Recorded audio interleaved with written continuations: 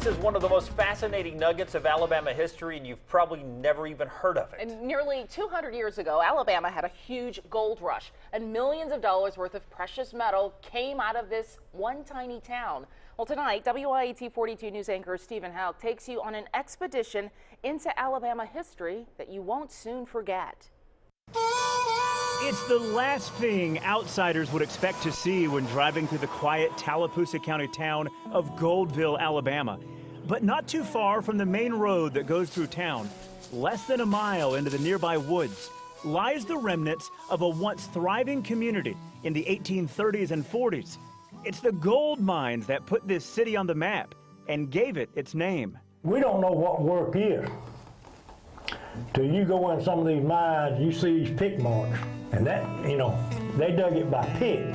James Coy Powell, whose ancestors have been on this land for generations, says it was quite an undertaking to mine for the precious metal. They dug into the ground with basic handheld tools, creating walk-in caves like this one, which barely stand today because of nearly 2 centuries of deterioration. Powell and I had to actually crawl backwards just to get into this hole, which remains as the mouth of the mine. But once inside, you can see the hard work that paid off, bringing fortunes to many people. In today's dollars, what would you guess the amount of gold came out of this region? In today's market, I would say something like 50 million. And that would be a very conservative guess. It was because of the gold found in gold mines like this and others nearby that created a population boom in this community, but that all changed in an instant when a major historic event happened out west in California. In 1849, the gold rush from California. Gold, pick it up off the ground, and Goldville become a ghost town overnight. Today, the town has almost disappeared with a current population of only 55. That's a far cry from the nearly 5,000 people who once lived here in the 1800s, hoping to strike it rich. Powell's grandfather actually tried to remove any remaining gold that wasn't taken in Alabama's gold rush, but there wasn't much left after thousands of people mined here for nearly 30 years before heading out west. My ancestors was here back in the 1800s.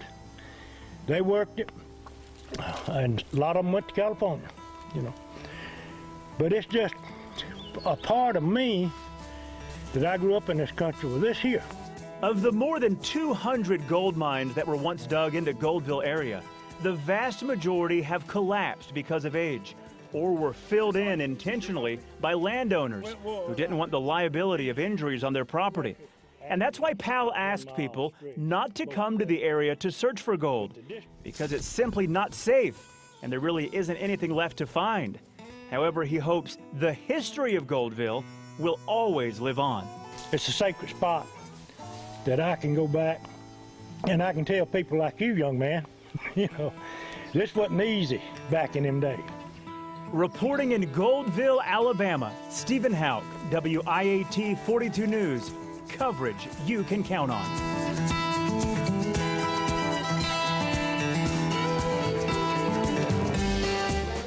It's a story worth digging to be told. The gold in Goldville, Alabama was originally discovered after early European settlers came through that region. Now, they saw the Creek Indians with gold and learned from them where it was, leading to Alabama's gold rush of the 1820s, 30s, and 40s.